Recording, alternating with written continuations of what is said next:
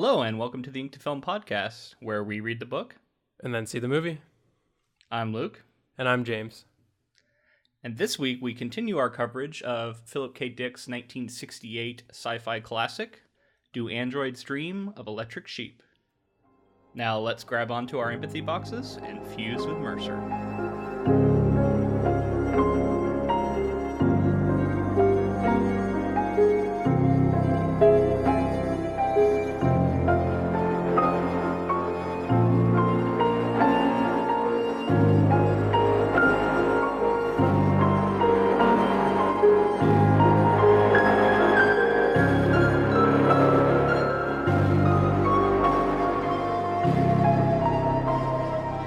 Our second book done.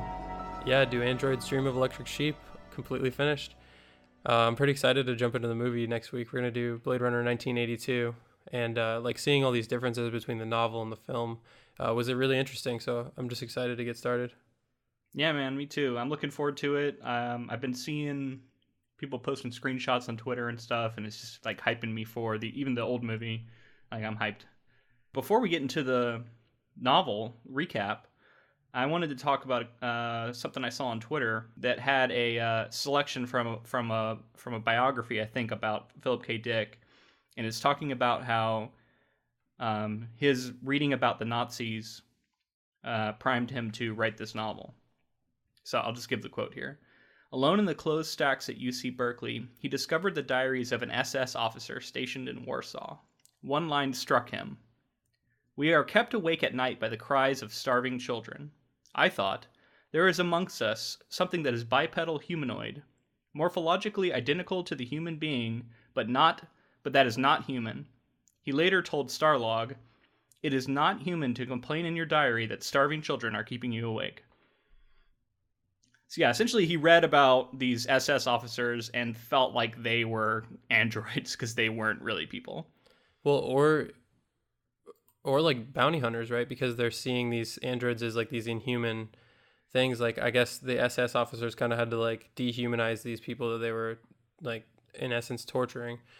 And so maybe it's like the SS officers are similar to the bounty hunters who are like having to kill these androids and realizing slowly kind of that they might have some sort of semblance of life as well. Yeah, or you could take it one step out, and so if the Nazi soldiers are the SS officers, right, who are ignoring the starving children, then like the Allied forces who came in and like liberated these concentration camps are essentially doing like what we talk about in the book, where he talks about in the book that you have to do something you don't like doing, like killing people, and so they're killing these Nazis. Even though maybe the people doing it don't want to kill anybody, but they kind of have to do it. I don't know. There's something there for sure. Before we get started, I also wanted to ask you, if you could have an electric animal, what would you have? What kind of electric? So this is an animal that appears to be normal, unless you look for its like little hatch on its stomach or something, and you have to take care of it like a normal animal, but it's electric.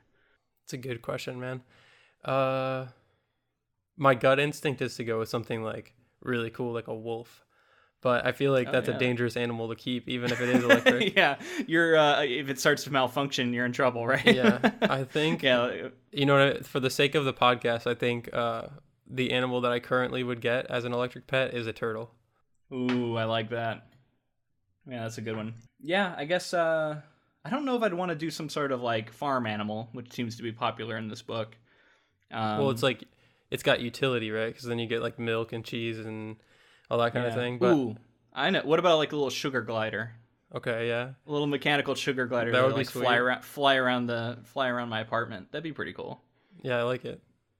And then it can give me existential despair as I think about the nature of its existence. All right, let's get into the recap. Are you ready? I'm ready. All right. So we are covering the rest of the book, starting with chapter 11 all the way to 22. So in chapter 11, Phil Resch goes to get his test gear. So when we last left them, they were getting ready to run these tests to see who among him, Garland, and Deckard are Andes. Which, by the way, we should definitely bring up our predictions and where they went. So real quick, what was our predictions? I think you said you thought Garland was an Andy? Yeah, Or did you say both? No, I didn't say both. I think I just said Garland, and I didn't say anything about Resh. Yeah, and I said I thought Phil was the Andy. Right. So, we'll see how that plays out. So yeah, Phil leaves to go get the test, and basically Garland comes out and says, he's not going to like what this test shows, because he claims that the test is going to show that him and Phil are both androids. So Deckard asks about like why when he tried to call his wife, he didn't talk to his wife, like got somebody else. And Garland says, basically that the call stayed in house and went to another person in the building. He's essentially revealing that this is a false, not really, like an alternate police headquarters run by androids, essentially. So when Phil Resch returns, Garland basically immediately tries to shoot Phil, but Phil drops to the floor, draws his gun, and, quote, bifurcates his head. And Phil kind of like cockily says, like, oh yeah, I predicted he was going to do that. That's why he didn't get me. Deckard is sitting there thinking like, oh man, this guy's also an android, because that's what Garland said, but I don't know if I want to tell him yet. So they decide that they're going to go together to take out Luba Luft. Phil's basically going to sneak him out like he's a prisoner. And so he takes him out in cuffs. But on their way to the rooftop, Phil kind of starts to think about, oh shit, I've been working here for 3 years. How is this possible? That I didn't know, and he starts to have his doubts about whether or not he is an Andy, and kind of this starts a kind of a series of things where Phil is having this like self-doubt about whether or not he's even real. Phil says, after we take down Luba Luft, I want you to give me the test, and Deckard kind of agrees. I think there's a moment where Phil Resch was talking about how he has this memory of how long Garland was in place, right? It was like 3 years or something like that. And then he comes to realize that he may have had like an implanted false memory. It's like he can't trust his own memory. He can't trust all these things he thinks he knew because he was working for an android. So as far as our predictions go, so far Garland, yeah. I guess we'll wait and reveal the rest stuff as it gets revealed to us. But yeah, so Garland is an Andy. I guess I was wrong about that. I can't remember if I predicted he wasn't or was. But I know you definitely were right, because you predicted he was, and he was. And apparently, and it's seeming like that with false memories that Resch might also be an Andy. Yeah, I was thinking I was like, oh, I think I'm right on. Yeah. So chapter 12, we get to the opera house, and then they're directed to a museum actually to find Luba Luft at something called the Munch exhibit. Phil asks Deckard, he said, do Andys ever own animals? And Deckard says, yes, they do, but it's rare. And Phil kind of reveals that he has a squirrel back in his apartment. And he takes this to be like proof that he can't be an Andy. He's like, how can I have a squirrel if I'm an Andy? And then, so they go into this museum exhibit while they're talking.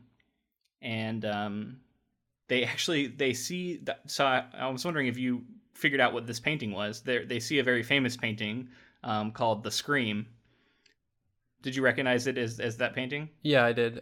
When they were talking about the hands on the face and the opening, and it was kind of like abstract, like it wasn't like completely. Yeah, it's the one with the person on the bridge, and they're screaming, and like the whole world is like rippling from their scream, and they look all like kind of like an apparition almost.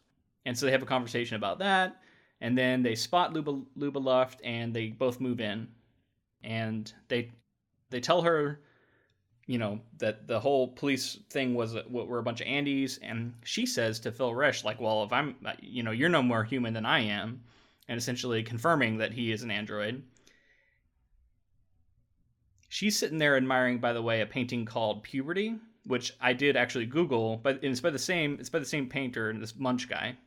And did you look this up? Oh no, I didn't. I thought that may be like a fake painting that he made up for the story. No, yeah, it's a real painting of this girl sitting on the edge of a bed. It's basically as it's described in the book, and I'm not really sure exactly what the significance of these paintings are, other than the thing it's supposed to be about, like, someone kind of going from one stage of their life into another and starting to have dawning realization of what it's like to be an adult. And so maybe if you take that to be about like the nature of life and maybe the dawning realization that maybe you're not what you thought you were, maybe you're an Andy. I don't know. Well, also, yeah, Andes they only last a couple of years or something. Yeah, we find that out later. They don't really go through puberty, so maybe it's something that she's fascinated with because she has like implanted memories where she remembers going through puberty but knows that she's an android. Oh, I didn't even think about that. Yeah. That could be exactly it. They take her up to the rooftop, and on the way, Deckard buys a little printout of that painting for her because she asks him to, and Phil's kind of like, "Why did you do that?" They get on the elevator, and Luba Luft says that Phil would have never done that because he's an android and he doesn't care. And so Phil gets like really like unsettled and upset by what she's saying. She's essentially telling him he's an android. But Deckard wants to administer the test. He's like, "No, don't shoot her. We got to administer the test." Phil basically draws on her, tries to shoot her, but he misses and like hits her in the stomach. And she starts screaming, which Deckard thinks about the painting of the scream.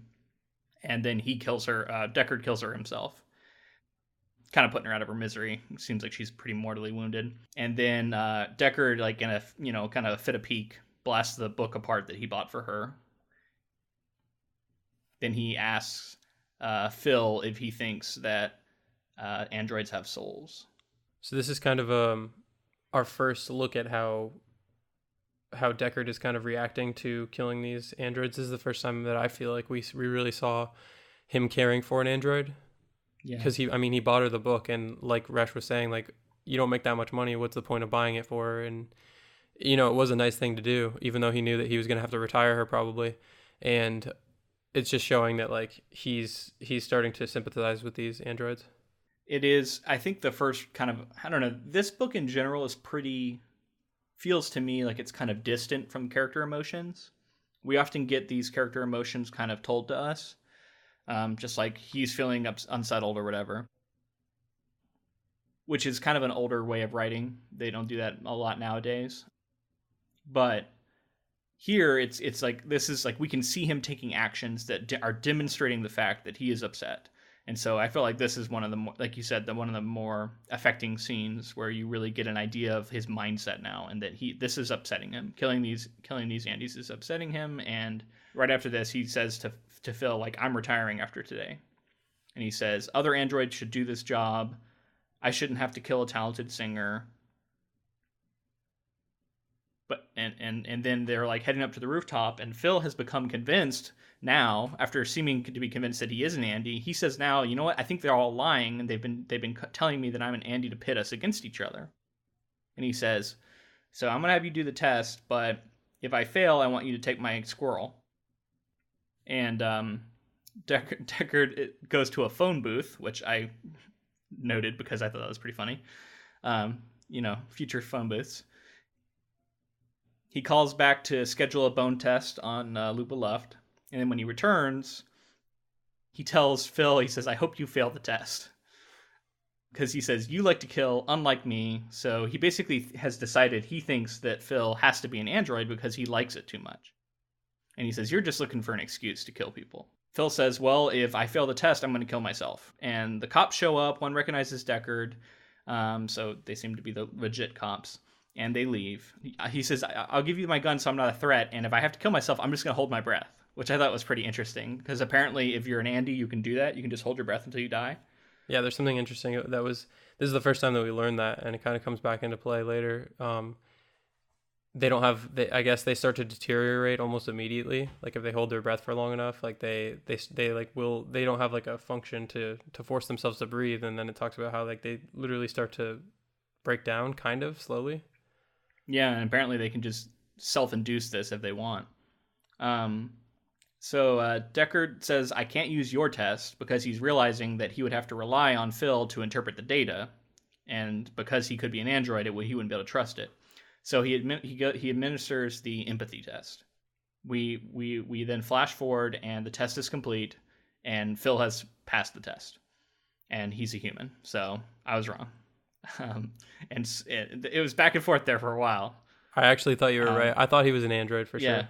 for a little I bit. thought so too. Like I kept feeling like my prediction was right on, but it makes sense now that I think about it. That I've read the whole book. Like I understand that not everyone who seems like they are an android is. Like he is just like this guy who has less empathy than Deckard does, and has no empathy for the androids. Yeah, and I think Deckard says in his results he finds that he kind of like he has like a defect, like he's not able to empathize as much as normal people are with the androids or something like that, or like Resh clearly has like some sort of, like you were saying before, like a sociopath, like he kind of isn't registering as a total human, but he's obviously not an android.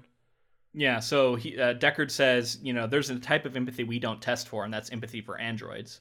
And Phil's like, well, we can't test for that because then we wouldn't be able to do this job, and they would take over, which is the risk, I guess. That's kind of the threat. The implication is that androids will eventually wipe out humanity if they're not kept at bay. So Deckard says, I want you to ask me one question from the test myself, and he like sets up the thing to test himself, and he says, like, he basically says, like, you're with a female android, or you're with an android in the elevator and someone kills her for no reason, and he has like no response to that, and then he's like, you're with a female android in an elevator and someone kills her for no reason, and then that like registers a response, and so he like self-diagnoses basically that he's kind of a sexist, and apparently it's the fact that it's a woman that is bothering him more than the fact that it's an android, because it's safe to say Deckard's got a weird view of women. Definitely. And I mean, Resh goes as far as to say, like, it's not even necessary, like, basically, like, he's just thinking of sex. Like, he's just saying, like, the reason that he's having that response is because he wants to have sex with the female robot. Yeah, which apparently is true. Then Phil also says, you know what, you should sleep with the android first, then kill her if this happens again. And that's where we're left on that chapter, which is kind of like this ominous, also like shocking thing he says, right? Which we'll note for later. All right, chapter 13, John Isidore chapter. He's returning home from his job. He's gotten some food and some wine, and he, from his safety deposit box he had at Bank of America, and he's going to go to find Pris Stratton. And he goes down to her apartment, knocks on the door, and she sees the food and kind of gets excited, and then she kind of goes, oh, well, it'll be wasted on me. And I wrote here, and like this is something I continued to be a little bit confused about, like, do they eat? Do they need to eat? So they are, I mean, how it shakes out, I don't know if we know all of these facts up to this point, but they are biological. Like, they're not necessarily that's like circuitry and stuff. So they're biological, so I would think that they have to eat, but then again, we learn later that they haven't like mastered cell regeneration and that kind of thing. So I'm not really sure. Maybe it's like they don't.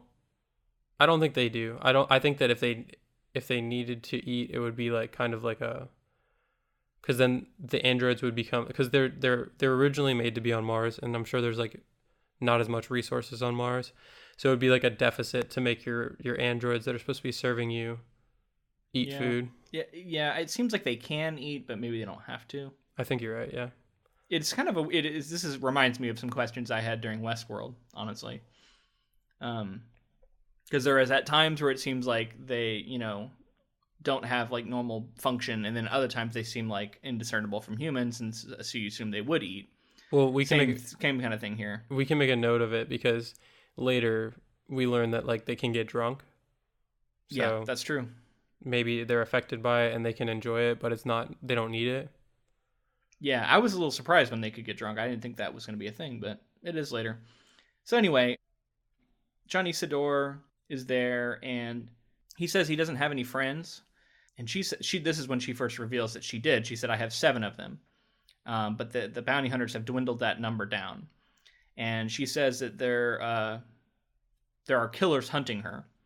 And she lists the other Andys that we know Rick Deckard killed, plus 2 others we haven't met yet. And I said, this is the first time where this kind of blows my alternate timeline theory out of the water. Like, this is clearly the same time. But on one hand, I was wrong about that, but I was right about something else too. So it's a mixed bag. Yeah. I mean, it definitely seemed like it could go either way. Isidore is like pictures the bounty hunters as these like giant demigods hunting them down, and killing them, and he finds that to be terrible, so he offers to protect her. So he makes the table. She admits to being friends with these Andes and they live together on Mars, and said it was lonely there. She doesn't admit to being an Andy yet, even though she's kind of like walking around it, like talking, you know what I mean? I guess because he's a chicken head, John doesn't seem to be quite picking it up. He thinks maybe she's just friends with these Andes, but she's not one herself. And then they have this discussion about what they call pre-colonial fiction, which was written about space by writers before space travel was invented. And I thought this was kind of an interesting meta moment where we're talking about sci-fi, you know what I mean? Like, and now, not necessarily the time he was written. It's almost like the sci-fi that he would have been reading, maybe growing up, seems to have like become popular on Mars. And literally like paperbacks and magazines that get shot up there in a rocket. They're talking about this like kind of sci-fi talk, and then they hear the door, and John, kind of the thing is like, oh shit, is this the bounty hunters? And John goes to the door and finds out that it's actually two more androids, a Roy Beatty and a Irmgard Beatty, which I could not read that name without thinking Ermagerd, like the dumb internet meme. Like, I could never look at it without seeing that. Ermgard. Yeah, every time. Did you think of that? I actually did, yeah. And when you said it just now, I was gonna make a comment about it. Ermgard. Yeah. So what did you think of this scene? I mean, I like the introduction of these other two Andys, and I think, I don't know if it's in this chapter or the following chapter with these characters, but we kind of learn that like one of them's the leader, one of them's kind of like a companion to the leader, and then Pris is one of the other androids. Something else, I mean, I really like the pre-colonial war magazine stuff. It's just like a cool bit of world building, and it seems like a natural progression, because like you can see what people collect now, and like the things that are harder to get, obviously. Yeah, that's true. Like vintage. Yeah. And so I don't know, I just thought that was cool, and I was like, man, I want to get my hands on some pre-colonial war content and collect it. Yeah. Yeah, so yeah, like basically what you were just describing happens in the next chapter. And Isidore, because of this, vows he's going to protect them all. They don't need to worry. He's going to protect them from the bounty hunter. So, also, Pris is now going to move in with John. And while they're there, Roy's going to set up this bug. This is supposed to be like a two-way bug so they can hear each other's rooms and be able to tell when the bounty hunters show up. And he also sets up this trap that is going to, if it is triggered, it's going to set off this like panic mood that will affect humans and make them just basically like run away and lose their shit. And he says that he's going to calibrate it to sense that there's one human there, and John, and then if there's a second human, that's when it'll go off. And I guess that's important to remember later. I think that's why this doesn't really come up again. Oh, so John is kind of talking about being a special, and how he wants to be like them because they're so smart, and if he was as smart as they are, then he would pass the test that labeled him as special. So it's also kind of a meta moment where we're talking about, or not meta, but they're drawing a comparison there, I think, about how he had failed a different kind of test that labeled him as a certain kind of thing. Oh yeah, so I should say that Roy, when he's talking, lets slip that they're all androids and that Pris is an android, and John doesn't seem to care, and that's when he goes into about how he wishes he could be like them. I think it's interesting that like this guy is like a chicken head, and it seems like because he hasn't been treated that well, he doesn't really care that these people are androids. Like he doesn't see the difference in human and android. Like I don't know, what do you think about that? Yeah, I mean, it is like he just likes having friends. He likes having people around him, and he is treating them like they are, like they're people, like they're humans, and he kind of thinks he doesn't view them in this way as them being subhuman. And it's interesting because I really like the way that PKD, as I've seen him described as that on the internet, so you don't want to write out his entire name, I guess. But yeah, PKD like is really toying with our emotions here, and he does this throughout the novel because these chapters are really bringing us over to the android side and feeling like, oh, these are people and you can't be doing this to them. And so I was with John in this moment, and I'm like, yeah, fuck that, they're people. And it's like, yeah, Roy seems like kind of a dick, but you know ultimately they're all just other beings, right? And that's kind of the way like the book is manipulating your feelings to make you feel that way, which I think is pretty masterful. And that's one of the things I do give this book a lot of props for. Yeah, and like for now at least, they're treating him like really well, and like telling him he's special and like all these things. And obviously he hasn't had that much interaction. I kind of like the progression of John's character too. Like I guess we'll get more into it later as we get to the end of the story. Well, I mean, what do you mean by that? Just kind of how we see him be like more reserved and he's on his own, and then we see him like kind of have to deal with something kind of difficult at work, and then because of that he becomes like a little more confident, and then he like meets these people and he's like he doesn't care that they're androids, and he's like, I'm gonna protect them. They're being nice to me. They're my friends, so I'll help protect them. So it's cool to see, even though he's a chicken head, like he's got an arc, right? Okay. So they take a vote, and I thought this was kind of interesting. And all basically, Pris and Ermagerd vote that they should stay there with John, and Roy's like, nah, we should kill him and go somewhere else. And but he's outvoted 2-1, I guess. And so they decide they're going to stay, which makes John happy. And then this is the first time we got like a POV switch in the middle of a chapter, which I thought was a little odd. And I think it might be the only time in the novel that we do get that. Every other time the POV switches come with chapter breaks.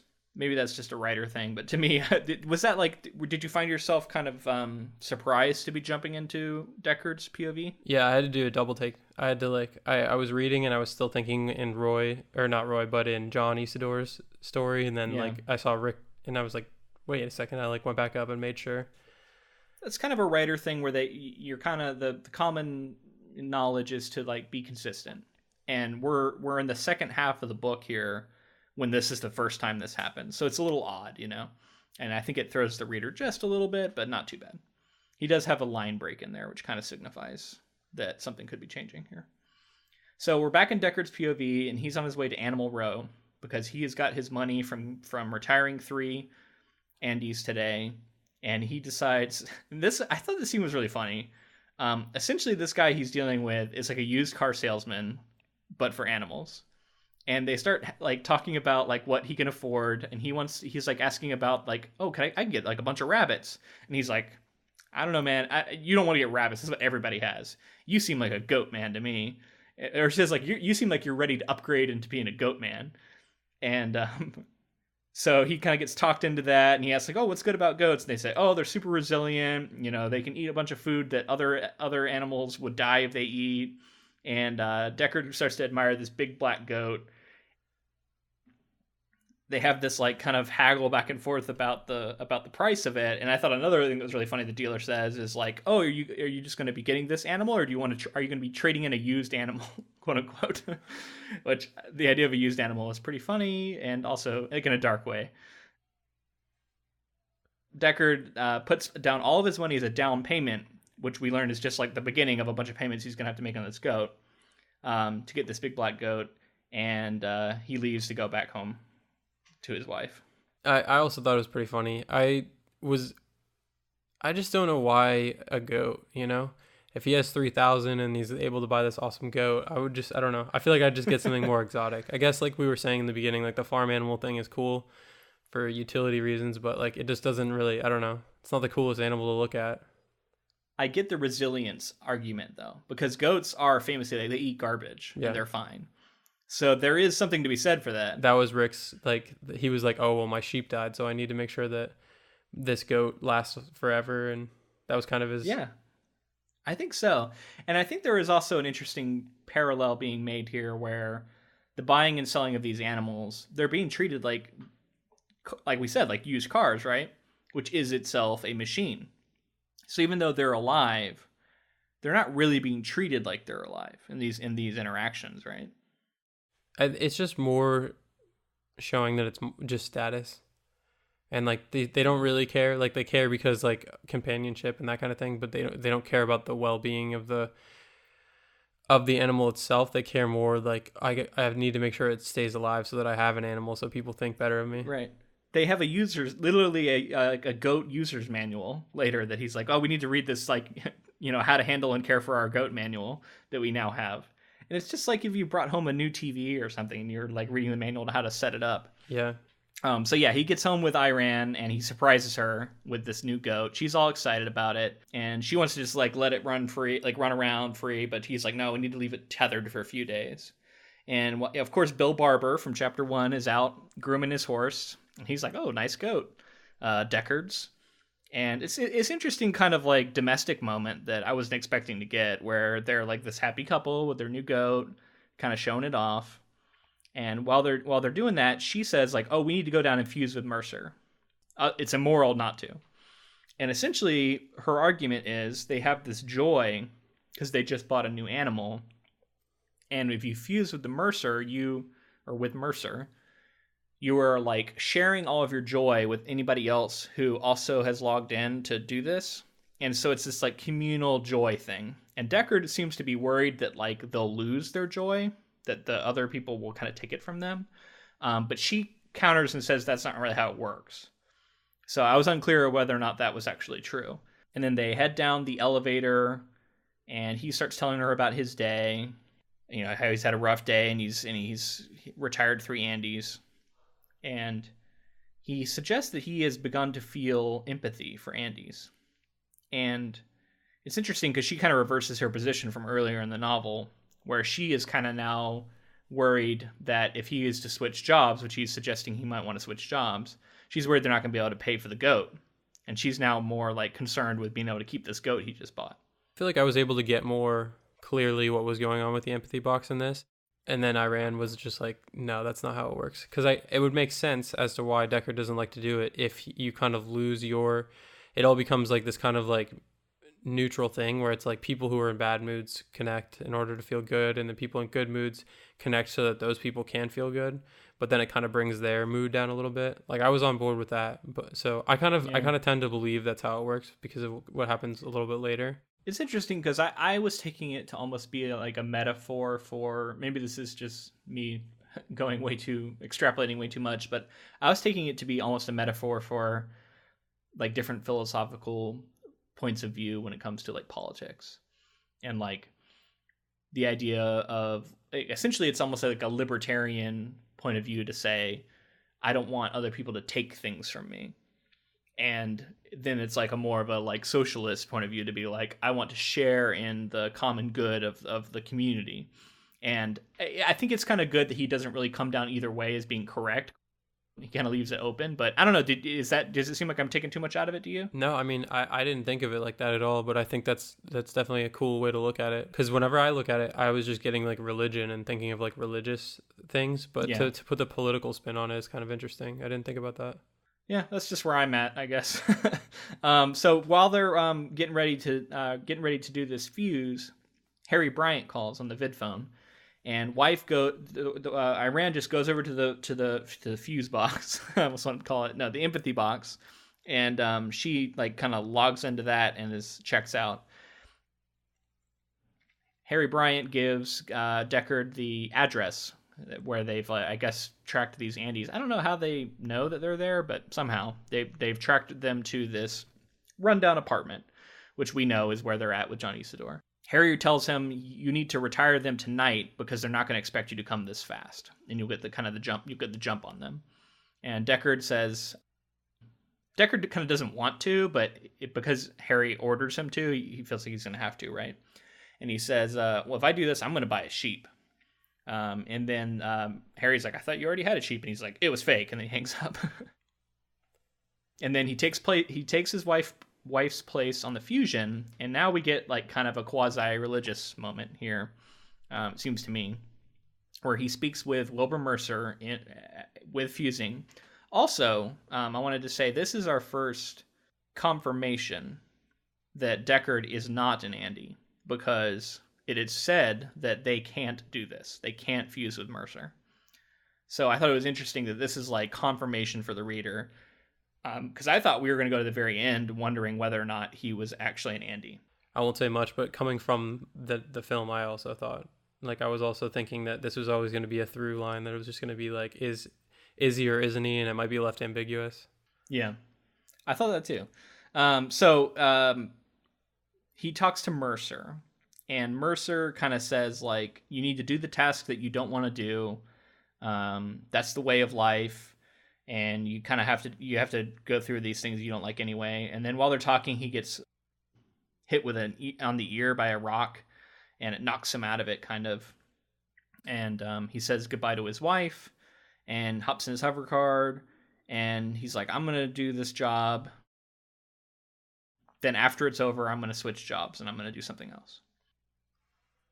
So something I wanted to mention was this, like, Mercer in this scene takes on like this Christ-like he's like kind of a Christ-like figure. And like a specific part that I pulled out that I wanted to say was Rick asks Mercer what the empathy boxes are for, and Mercer says that you aren't alone. I am here with you and always will be. Go and do your task even though you know it's wrong. So I just thought that it's interesting because these are like, because I mean, in our time here, religion is about faith, and like this seems to be a religion that's based on like concrete things that are happening to you, but also abstract because you're like inside this empathy box. Yeah, I mean, we can talk later about what we think Mercer actually is, but yeah, it does seem like they are somehow communing with a being through this empathy box that is also kind of godlike. And at the same time, like those empathy boxes have to be like mass produced by somebody. So it's like some sort of like company who's got like Christ in their pocket, who's able to like, you know what I mean? They have the market. Oh, that's true. Yeah. They can just sell this stuff to people and they buy into this religion. Oh, I know. I've seen just from like watching trailers and stuff. I know that the Atari Corporation is like a big part of the Blade Runner universe, or maybe not a big part, but they're just like prominently featured in the trailers I've seen. It'd be funny if it was like, if they had something like this, like the Atari brand empathy box. That'd be awesome. Yeah, I'd like that. Anyway, so in a kind of a bizarre turn of events here, he calls Rachel Rose and he's like, yeah, you need to come help me. She says, oh, well, I can be there in an hour, but I can't really come tonight because I haven't eaten dinner, and I'll come in the morning. And he's like, no, you got to come tonight. I bought a goat. You got to come tonight. I'm going to go, fight these Andes, and I got to do it fast. And she kind of keeps refusing. And then all of a sudden he's like, you know what? Just come down here and we'll get a hotel room and we'll do something else. And she's like, okay. And agrees to head down. And that's the end of that chapter. I like how Philip K. Dick used like FaceTime as like the primary communication system, I guess. And it's funny to see like in this day and age we have that capability, and yet I feel like we're doing that right now. We're on a vid phone call with each other right now. Yeah, but I feel like for the most part, when people are calling people or communicating with people, they don't have that face-to-face interaction. And it's funny to think like that like, I mean, 20 years ago, people thought that the natural progression would be when you call somebody, you would see their face. And then it's just funny to see that like that's not kind of what society's adopted. Although it's funny, and I don't know if you have anyone like this in your life, but like my dad, I would say 80% of the time when he calls me, he FaceTimes me. Really? Well, I maybe that has something to do with you being like across the country. You know, like he's not able to see you in person. Yeah, like he loves FaceTime. Yeah, I don't know. Whereas like our generation, it's like I'd rather just text and not have anyone even call me. I guess we'll wait until we get into more of it. So this hotel room stuff starts happening. Deckard is in this next chapter. He's waiting at the hotel room, and he starts reading details about these remaining androids. And he notes that Ermagerd is attractive, and then immediately dismisses her as a threat. Which such a Deckard thing to do. Did you notice that? He's like looks at the female, he's like, oh, she's attractive looking. And then he like looks at the man, he's like, oh, this is the one I got to worry about. Yeah.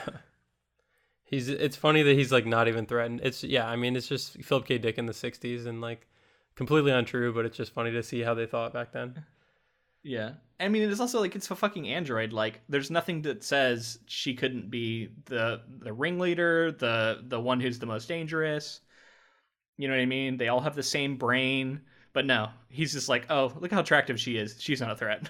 Yeah, it's pretty funny. um, so this is where we get the confirmation that fusion with Mercer is actually impossible for Andes. So that it kind of retroactively confirms that Deckard is definitely not one. He also has this moment where he says, I wonder, do androids dream? And that's the closest we get to the full line of the title here. Do androids dream of electric sheep? Yeah, I guess maybe at the end. Do you want to talk about like our answers to that question? Yeah, we can do that. Okay, we can try it at least. So Rachel Rosen arrives, and she's basically like wearing like a bra and shorts under this like long fish scale coat, and she's got bourbon in her hand, and she's brought it to get drunk with him, and he starts talking about the Andes, and she's like, I thought we were going to do something else, and she opens up the bourbon and says it's from before the war, and it's like a genuine mash. This is a perfect moment for me to talk about how Johnny Walker is releasing a special edition Black Label Blade Runner branded scotch. And I guess it's because scotch prominently features in the 80s movie. Do you remember that? Yeah, I think it does. I'm pretty sure it's seen a bunch. Yeah, and so I thought it was funny that in the book it's not scotch, it's bourbon. And as a I don't know if I'd call myself a connoisseur, but someone who drinks a lot of whiskey, bourbon and scotch are pretty different in that, you know, the regions they're made. Bourbon is an American whiskey and scotch is from Scotland. And so I just thought it was interesting that they switched that for the movie, right? Like they didn't keep it as bourbon, which seems to be the more prominent whiskey in this novel. Yeah. So anyway, if you want to celebrate the novel, get a bottle of bourbon. The movie, bottle of Johnny Walker.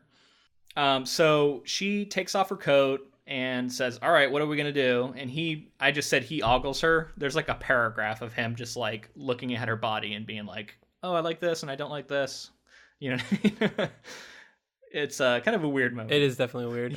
There's been weird moments in, especially, I mean, I just want to address the fact that he like Deckard like sees her as like this younger girl.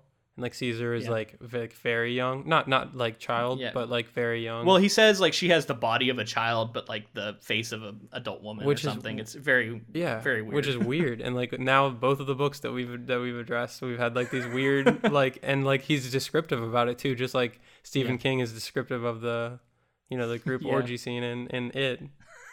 So we keep running into these weird situations. Which if you're like, what the fuck are they talking about? Then go check out our was it our 5th episode, part 5 discussion? Yeah. If you wanted to find out what that's about. They have some conversation here that I think is important to get into though. So they get into bed, and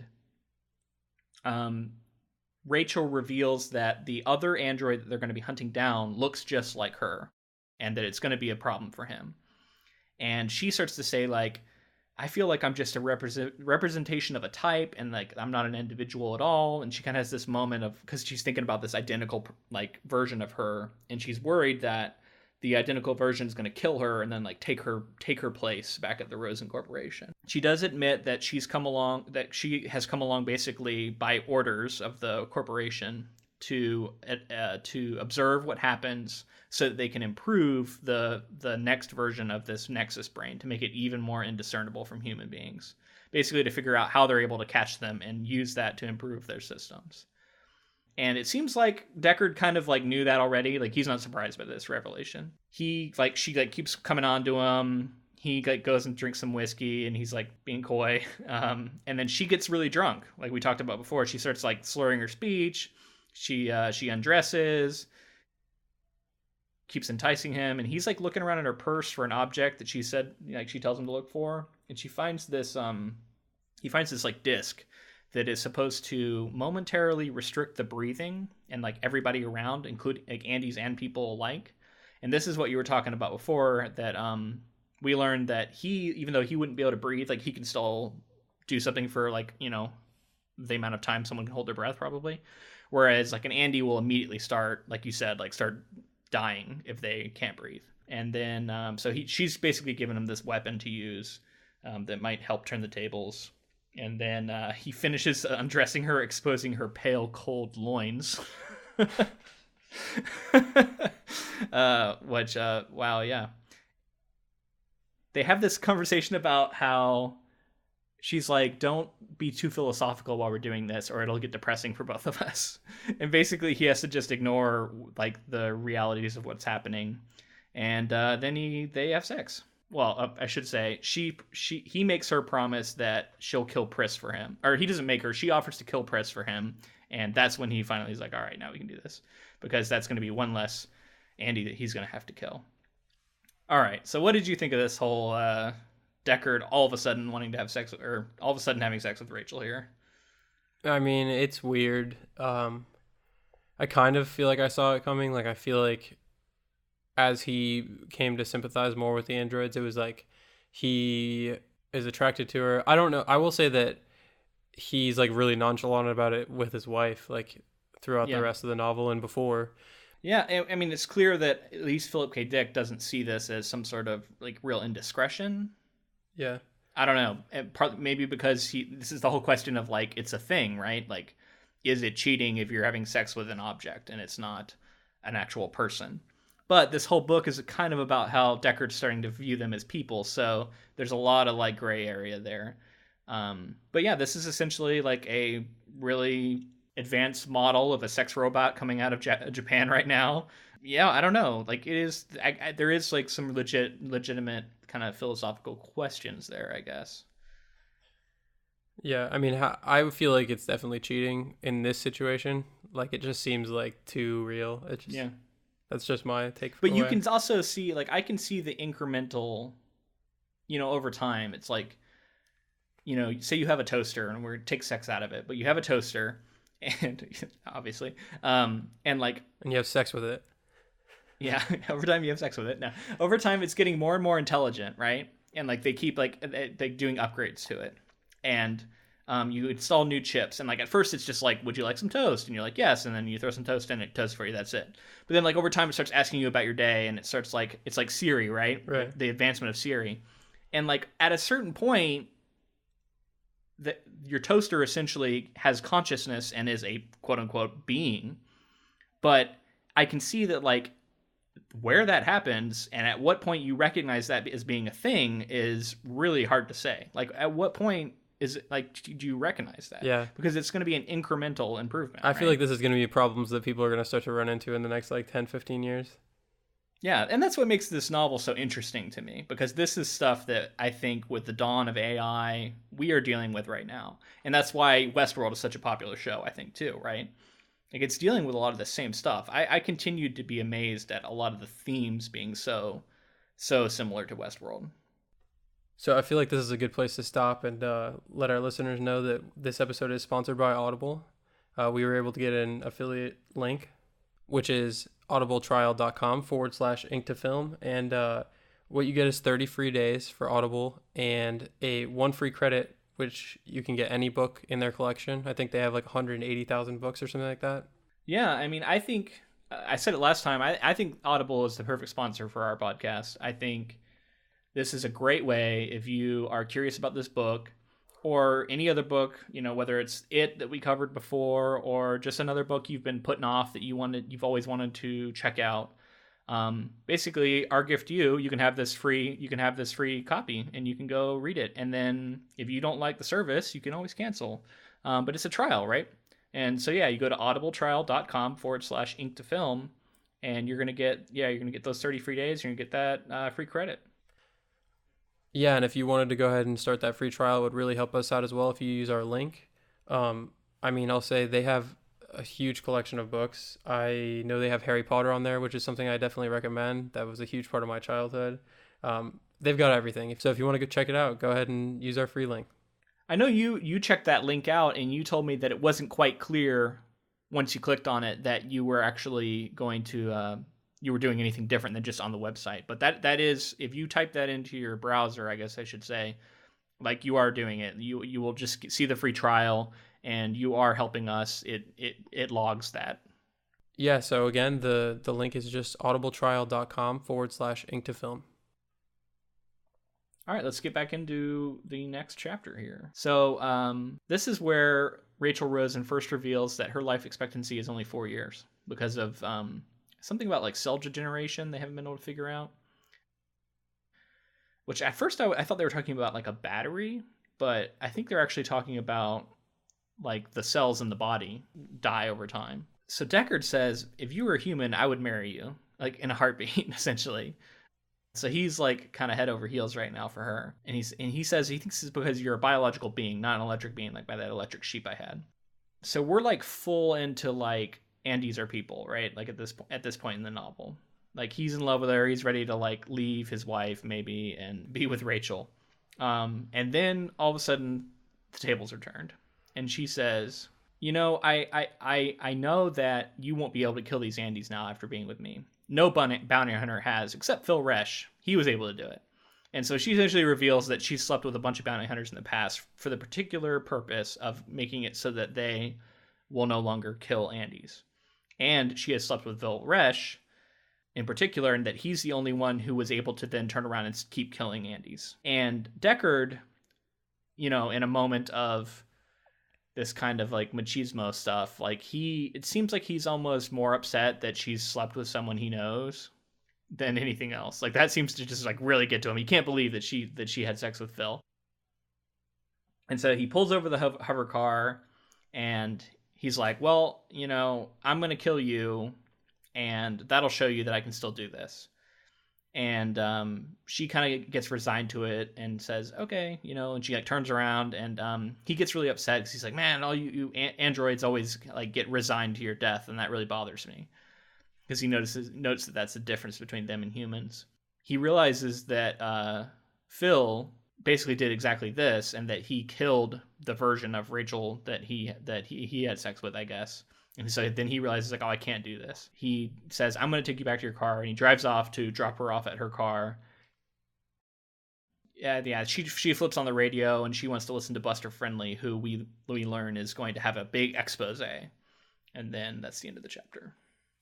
So, yeah, what did you think of this, like, kind of table turns? She revealing that she has these ulterior motives. This is her manipulating the feelings that Rick is starting to get towards all androids, just in general. Like he's starting to realize that they are people.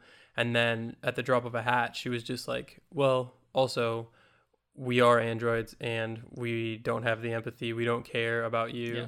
Like she doesn't care what she's done. This has all been part of the plan. Right. And then I was surprised that she was like this like sex robot that went around and like tricked bounty hunters into no longer killing androids. Like I didn't see that coming at all. Yeah, and it's interesting because she said she's done it like 7 or 8 other times, and I was curious, and she says that she did basically did it with Phil Resch, but it seems to me like maybe the like other versions of her did it, like, or was it actually her like unit? Like I couldn't tell. Yeah, it's kind of left ambiguous. Like I feel like my read on it was that it was her, but I could easily have been another model. Yeah, but then he says later that he thinks Phil killed the version that he slept with, like after he was done, and that's why he can't kill her because he doesn't want to do the same thing that Phil did. Yeah, that's true. I don't know. So yeah, chapter 18. The Andes want to watch the Buster Friendly show. They know he's going to do this expose, so they send John back to the other apartment to get the TV set. He does that, brings it back, and they all turn it on. They basically tell him to like shut up because they're going to be watching this show. And he starts to realize like, they're taking advantage of me, but I don't really care. Like they're my friends. I like them. So it's okay that they're exploiting me. And they send him to like go finish moving the stuff. So he goes back down to the other apartment, and on his way down, he notices movement and he catches this spider, which we know from other discussions, like even insects are worth something now. Like they're like these protected things because there's just not any of them left. And so him fighting a spider is like this really happy moment for him. And so he puts it in this little bottle he has and takes it back up to the apartment to show them. And he shows it to them, and Pris is immediately like, oh, why does it have so many legs? I wonder if it could move if it had less of them. And John's like, what the hell's happening? And he's kind of like shell shocked. And this is another moment of like kind of the androids turning the tables, right? And like kind of revealing their true selves. Ermagerd is also like, oh yeah, let's see what happens if we clip off the legs. And she pulls out these like little scissors.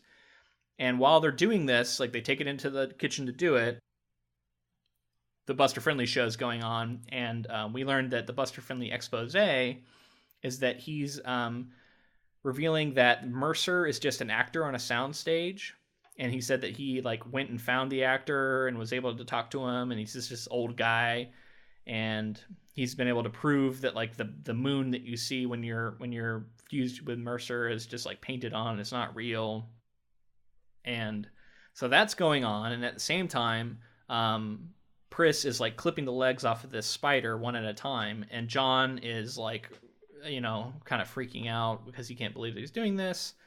And then he grabs the spider and runs over to the sink and drowns it, basically to put it out of its misery. And then he has this like weird breakdown where he starts like hallucinating and thinking about breaking things and the world falling apart. And then all of a sudden he's at the empathy box and he's communing with Mercer. And while he's communing with Mercer, or fusing with Mercer, Mercer restores the spider and like hands it to him. Right then, an alarm goes off, and the alarm is notifying everybody that a bounty hunter has entered the building.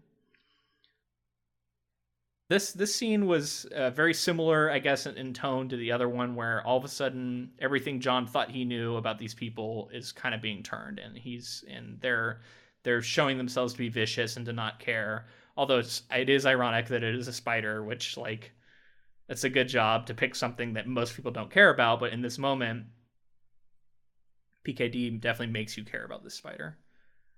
Yeah, I think this chapter kind of started to touch on your point when you were talking about how Philip K. Dick was kind of getting us on the side of the androids.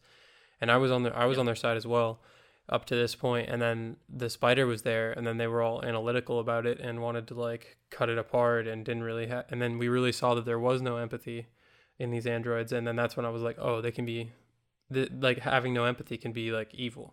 Yeah, exactly. There's something that Ermgard says when they first find out that Mercer is like a fraud. Basically, she kind of gets angry, and she talks about how since all of this empathy stuff is a lie, then the androids and the humans really are no different. So there is no difference between them, and there's no reason why this should be happening. And she sees it as like, now they have no proof that we're any different. Yeah, it is an interesting kind of, from their point of view, them trying to tell themselves that they're no different than humans, right?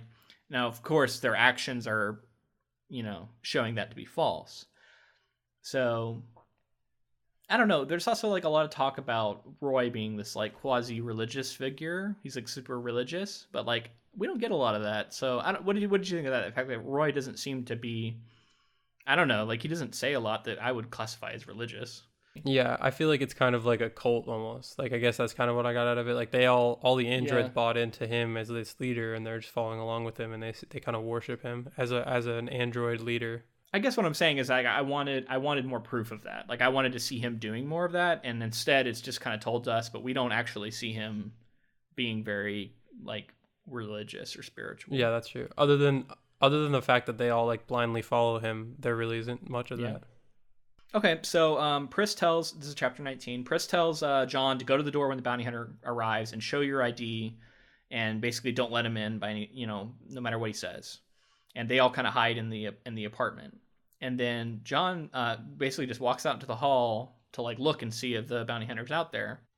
And he doesn't see him, and then he like realizes he has this new spider in his hand, and he wants to go outside and release it. So he walks out to like this like garden terrace or something, and he releases the spider into the grass, and Deckard is there, and he sees him do this, and he says, why did you just do that? That's worth something. And John says, I wanted it to be free. If I take it back in there, she's going to cut it up again, and reveals essentially that the androids are up in the apartment waiting for him. And I don't know, I thought it was interesting the phrasing there, like, I want it to be free. which is something that like none of these animals are. You know what I mean? Like all these animals that people own are kind of kept in cages or kept on rooftops, and this is the first time where we see someone like thinking about an animal as a thing, as like a living being that he wants to get away from suffering. I think it's just that John is like he's beyond the societal norms and everything. Like he hasn't bought into it. He's kind of off the grid, and so like it's just like human. His nature is to be caring. There's like the empathy, that natural empathy. Yeah, and I mean he's a chicken head too, so in his intellect, so maybe there's something about like how his intellect isn't getting in the way, like because he's like simpler, maybe he's able to connect more. So Deckard says like tell me where they are, and John says I'm not going to tell you, and basically Deckard gives up and says okay, well I'm just going to go on without you. So he goes up into the building, and on his way up he sees a figure that we think is probably one of the Andes, but come to find out it's Mercer, and who has just appeared in the world to talk to him and warns him about one of the Andes is coming up the stairs to get the drop on you, and it's going to be the hardest one for you to kill. And sure enough, he turns around and he thinks he sees Rachel, and there's a moment, I thought it was almost kind of silly because like, come on, he knew that this Andy was here, but he thinks that it's Rachel, and he's like, oh, you came back, you shouldn't have done that. And then he realizes that she's wearing other clothes, realizes that it's Pris, and she's like kind of charging up at him, and he like blows her away essentially with his gun. Then like she drops a laser pistol. Yeah, I don't know if we ever like fully addressed it, but Pris and Rachel are like identical androids. So yeah. That's like where that came across, is like when he had sex with Rachel, and he realized that Pris was the exact same, and they were talking about them being so similar. That's why he was having trouble with it, because they were identical. And something I wanted to talk about from before was what did you think of because Mercer's like now showing up in the world, and like what did you think about the fact that one, he like manifested this spider for Isidore? Yeah, that's why I kind of said quasi godlike figure. And I think you said Christ-like, and it seems to me like this is some sort of actual being that is maybe, I don't know if you want to call it an alien, or if it's something that's always been there. And like humanity is just able to commune with it now through technology.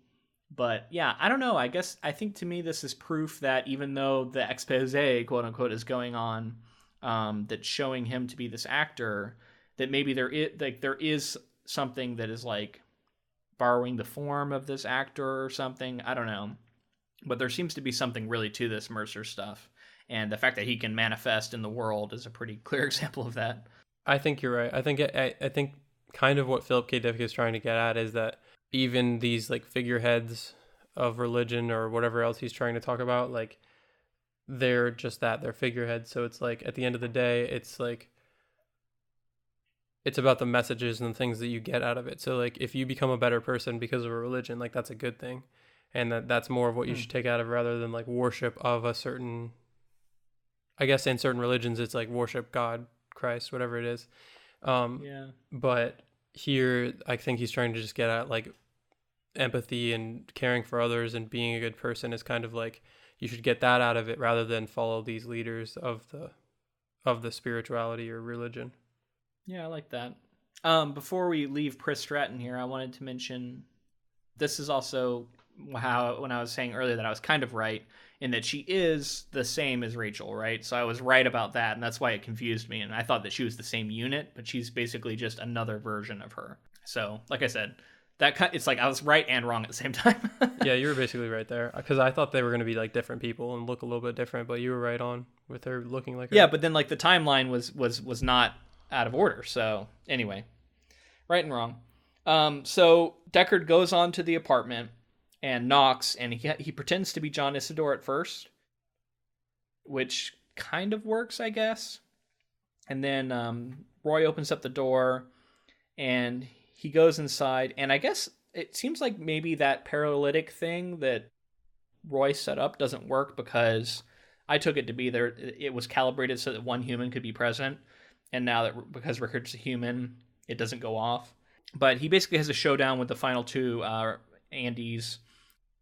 Roy kind of runs deeper inside the apartment and trying to draw him in. Ermengarde tries to get around him, and he kind of sees it for what it is, shoots her, kills her, which upsets Roy, who like cries out, and then Deckard kills him. Really a pretty quick little showdown here in which he retires the final two. To me, I liked it, but it felt a little bit anticlimactic to me. Did you feel that way at all? Yeah, I didn't expect it to. I mean, there's still like 2 or 3 chapters left in the book, and so I didn't expect the showdown to be till the very end, and like maybe a chapter after that. And the fact that it happened so quickly, well, and even I agree, it's a little anticlimactic. Yeah, I think the whole thing goes down in like 2 paragraphs, right? Yeah. Like it's fast. I don't know. Maybe that's just a modern thing, but I expected a little bit more action here, I guess. But I guess this book really isn't an action book, so it's also important to keep that in mind. Regardless, he's killed the last 2. John Isidore comes up. Although it's funny because John Isidore comes up and it doesn't like set off the thing, so maybe I don't know. John Isidore does come up, and John has seen Pris on the stairs, dead, and he's crying.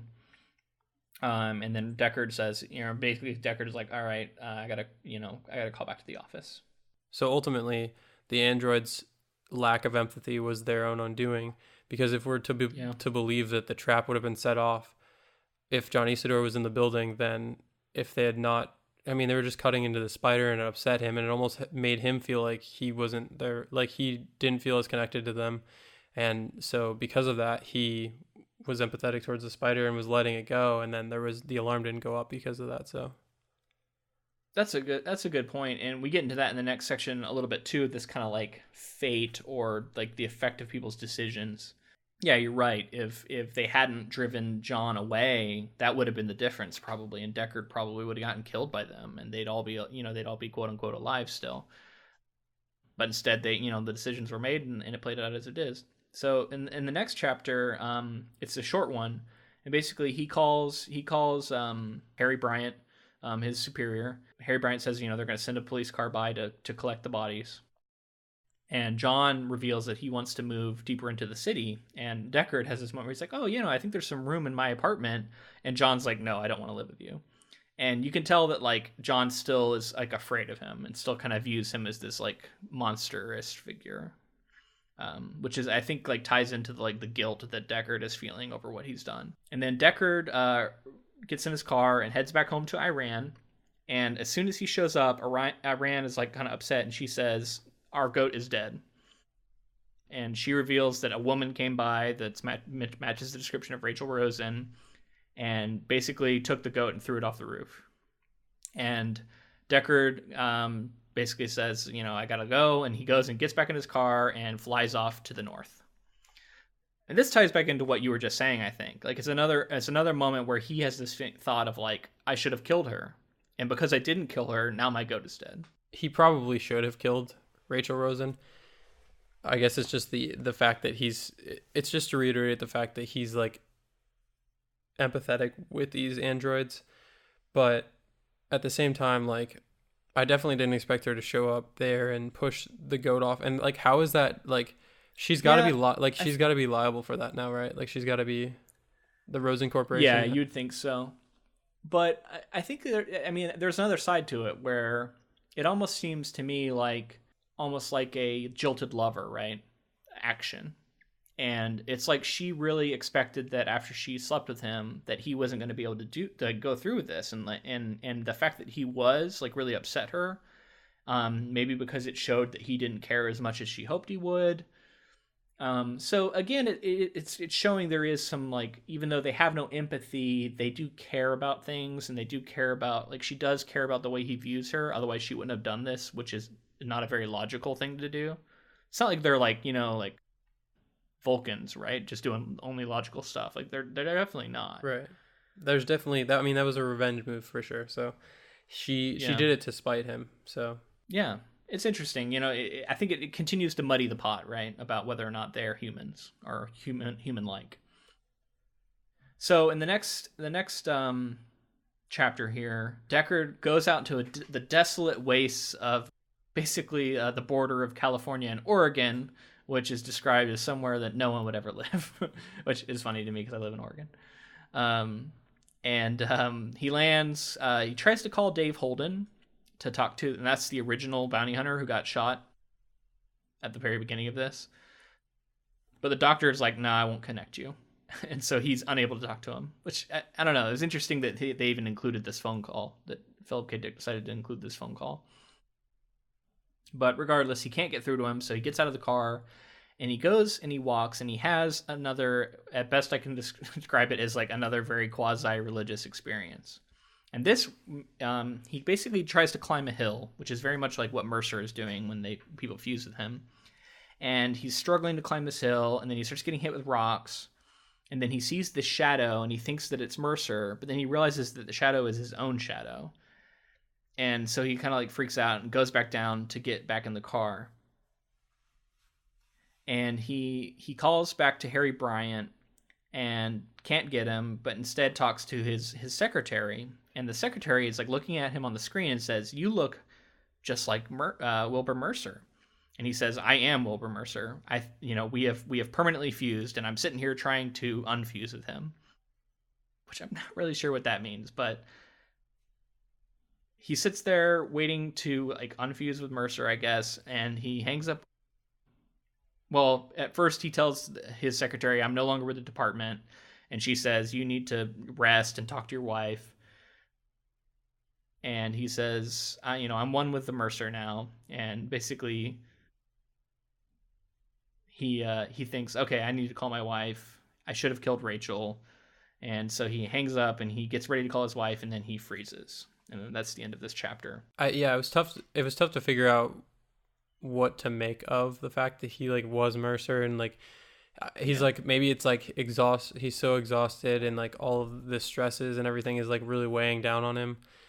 And the fact that he should have, like, his goat is now dead. He's like depressed because of that, and like he's just like sees this moment. Like, I guess you can draw kind of whatever you want from it. It's like, did he actually see Mercer, or is he Mercer? Like, it all seems like really... Yeah, I thought they were going to reveal that he had been Mercer all along or something for a minute here. Yeah. Are you familiar with the myth of Sisyphus? Not that I know of.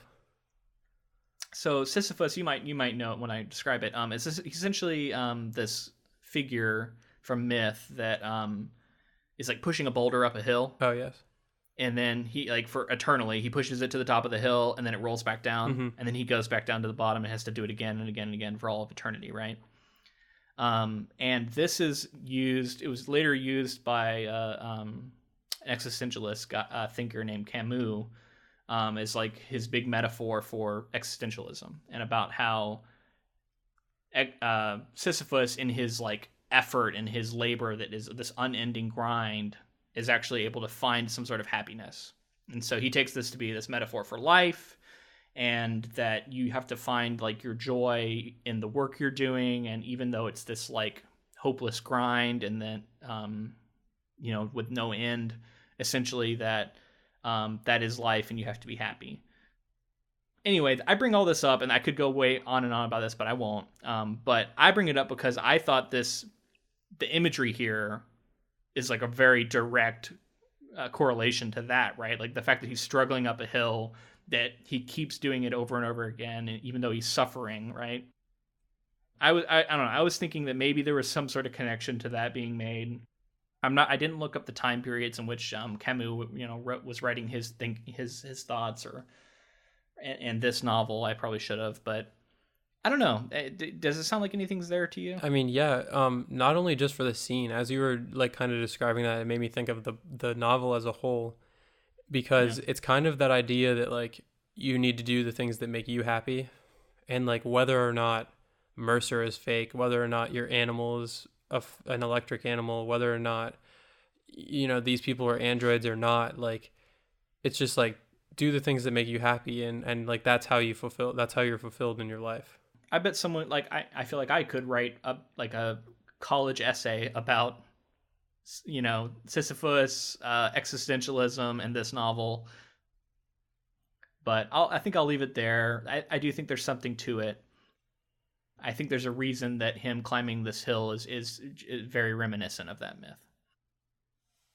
So Deckard sees movement, and he gets all excited, and he runs over and he finds a toad. And this toad is supposed to be extinct. And he's like thinking about how, like, oh my gosh, you get a toad, you get an extinct animal, it's like worth millions of dollars. He gets super excited and he says, I'm going to go surprise Iran.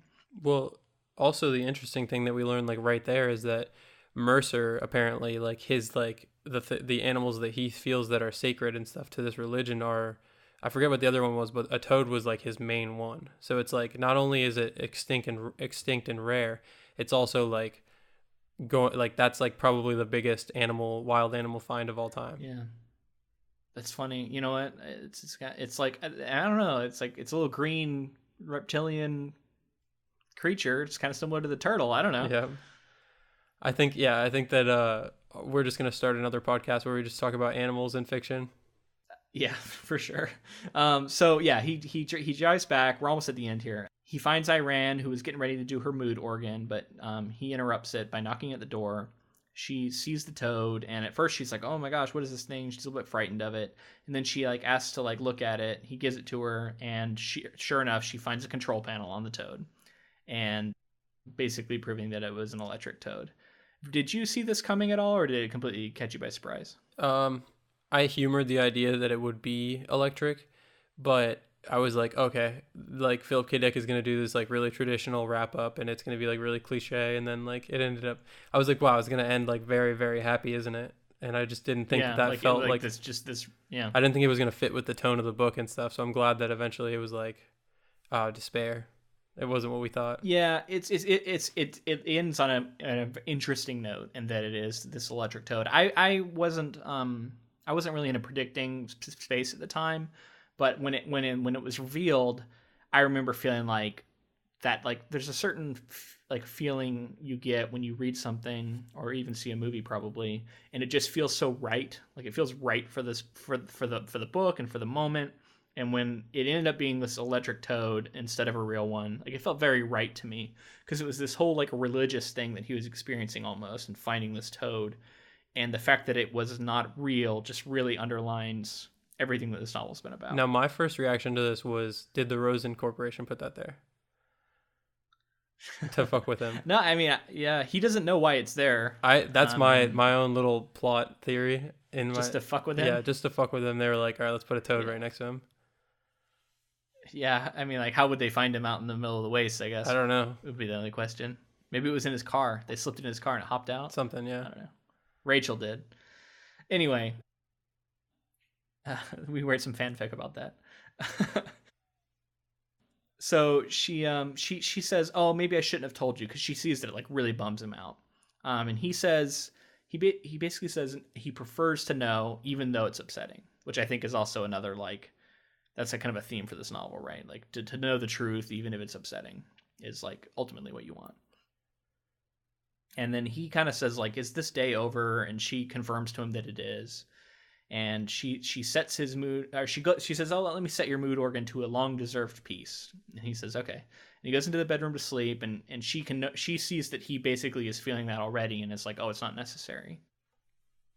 She's watching him sleep, and then she goes back out to the kitchen one final time, and she calls the electric animal repair group and asks like, "How do I take care of this toad, because I want to make sure that it lasts, because my husband cares about it dearly," which is an interesting moment in the idea that she is picking up that he has these genuine feelings for this artificial toad.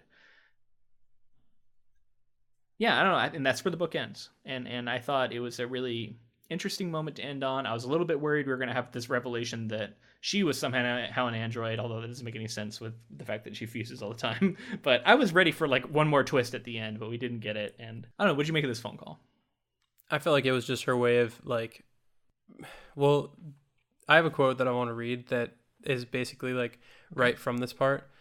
And it's Rick thinking about how the toad is electric. And he says, "The spider Mercer gave the chicken head Isidore, it probably was artificial too. But it doesn't matter. The electric things have their lives too, paltry as those lives are." So yeah, it's he's come full circle, and like I think what we learned in the book is just that like whether or not it's fake, it's what you make of it, kind of. And so like I feel like her phone call kind of like relates back to that, by her kind of just seeing that like her husband's like been through all this stuff, and he kind of needs this right now. Like he needs that to at least like either fake it for himself or just be happy with the fact that he has a really nice electric animal. Yeah, it's her acceptance, right, of where he's at and his need to take care of this animal. And it does interestingly mirror what happened earlier in the book with that cat. Remember that wife who decided she wanted to have the fake cat? I don't know. Yeah, so it kind of comes full circle, and it does feel right to me. I was a little, I don't know if you noticed this or just me, but like after the first chapter, we never actually see Deckard interact with his electric sheep anymore. Like it's completely ignored throughout all these other animals, and like the toad showing up at the end, and like they never really talk about the fact they still have a sheep up on the roof. They never got rid of it. I don't know. Like, Yeah. is there anything? I don't know. Were you surprised we didn't get any more of the sheep? I guess I kind of felt like it was something that was left untouched for sure, but I don't know. I think it was just that he just didn't care about it because it was like it felt like so wrong to him to be like faking it and stuff, and like as all these other things are unfolding, he cared less about it. But he has this fake toad now. Yeah, but at the end of the day, I think there should have been at least a comment about how he was like, now I have 2 electric animals and it doesn't matter or something. Right. Is he going to throw out the sheep in favor of this toad? I doubt it. I think he probably would just hold on to it. Yeah. Okay, so that's the end of the book. Did you have any general stuff you wanted to talk about? Yeah, I wrote down a couple of things. Okay. So things that came into my head while I was reading the book, just like little blurbs that I wrote down, is like, in a world where everything is fake, isn't everything actually real? Yeah, I mean, I think that's a safe thing to say here for this world, because humanity itself has gotten to this point where everything's deteriorated, and it's like a shadow of its former self. So if you're in a situation like that, especially, what is it? How can you compare yourself to these other things that don't have empathy? But humanity is showing itself to not really have empathy for the animals. He's definitely muddying the waters there, right?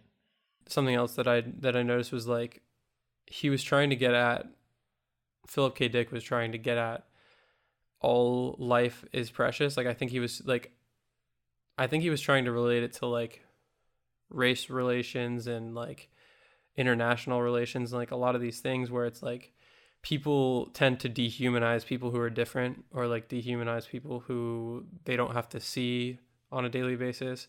And it's something to do with like there's a message in there, there's like some sort of like morality tale of and one of the things I'm realizing I like about this novel is I can immediately refute what you just said within the text, because he does set that up, but he also reveals that the lack of empathy in these androids makes them monstrous, right? Like they're cutting apart this spider, and they're turning on each other, and they're turning on these humans that have developed genuine feelings for them. Yeah, that's true. I didn't even think about it from the viewpoint of like the androids like that. So you're right. It's kind of like he's like he's on both sides of the fence about it. Yeah, he's showing both sides of this argument, and ultimately it's probably left up to us to decide where we land. Now, this does bring me to another question I have, and the premise of this book, and probably the movies too, is that androids can't have empathy. They can't have human empathy. Where do you fall on that? Because I kind of feel like I don't know that that's true. So as a fact, in as far as what happened in this novel, or just in general, like theoretically, what? In general, no, I mean in our world. Okay. Like, do you think that there could be an android that would have essentially human empathy? Oh, for sure. I think so. Yeah, so it's an interesting choice that in this world that's not a thing. That's kind of the fact, right? Well, it's like as like Rachel was talking about, as they perfect their models more and more and more, what happens when they're artificially able to create empathy? Then what do you consider those androids? Because they have the empathy, they have everything.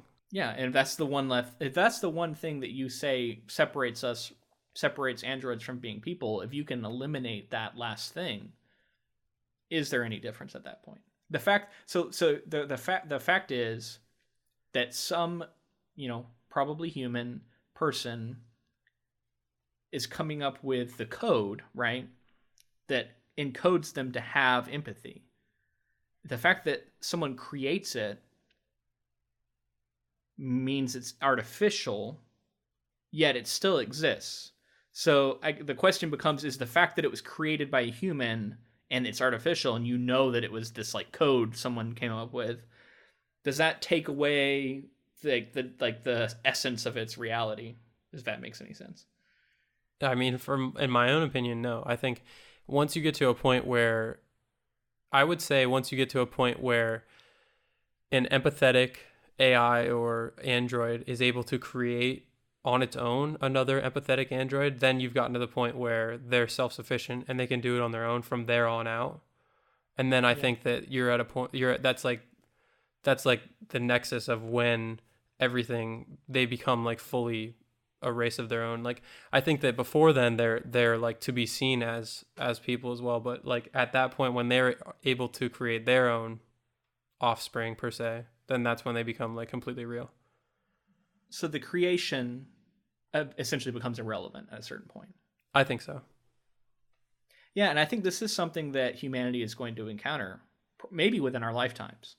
And at a certain point, when you get to a level where like androids are feeling and thinking, is it going to become a thing where we need to like start creating laws to protect them, right? You know, and treating them like actual citizens versus just things we own. And that's going to be a big deal when that happens, because people are not going to want to, you know, admit that their sex robot is a person. Yeah. Right? Yeah, it's going to be a rough path when it gets there. I don't envy the people who have to come up with the laws, and like, I don't know, it's going to be tough. Yeah.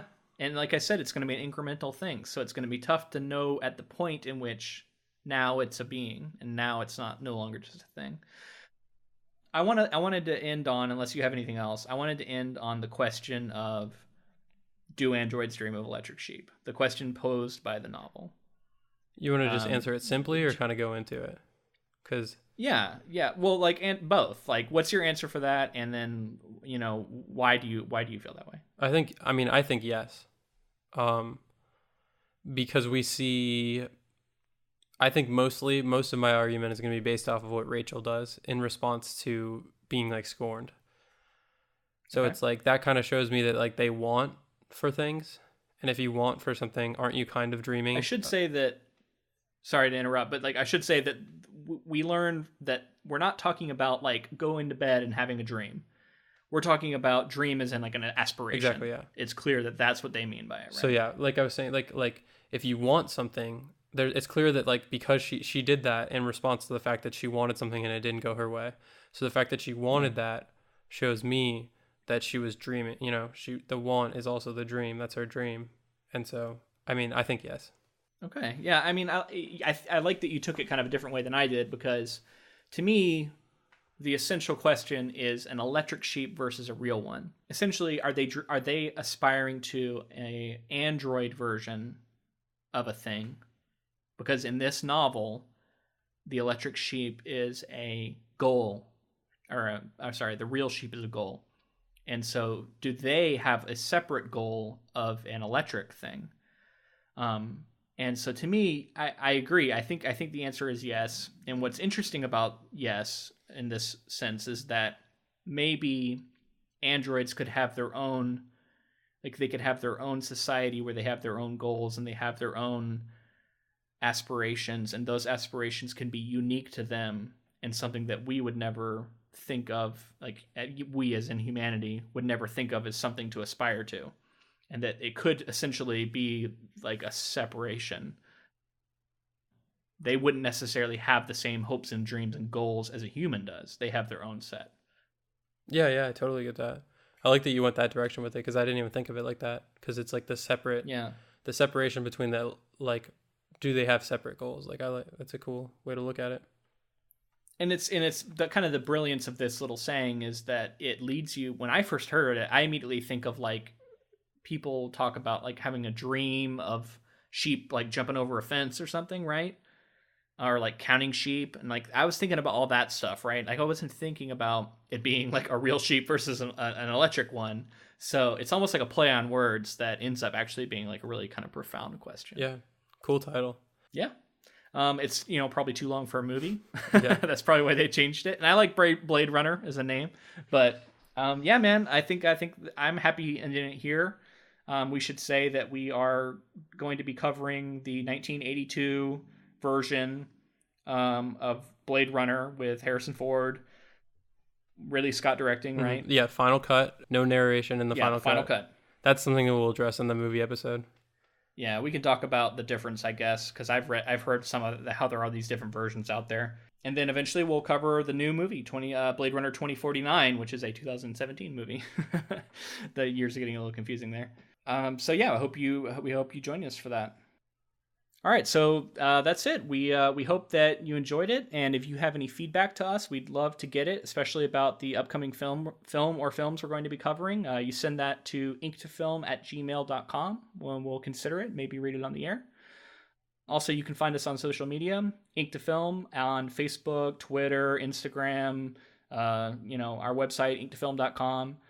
So there's lots of ways you can find us, reach out to us, and we'd love to hear from you. Yeah, and we'd like to thank Ross Bugden for the use of our intro and outro music. He's got a great YouTube channel if you want to check it out.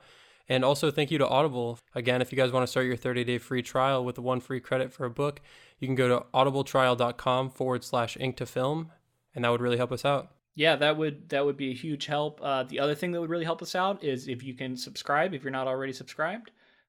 And, maybe leave us a rating, leave us a review. All these things would really help us to keep this podcast going, keep it growing, and let us know that you like what we're doing, which we'd love to hear. All right, I think that's it. We will see you for the movie episode. Thanks a lot. I'm Luke. And I'm James. All right, see you later.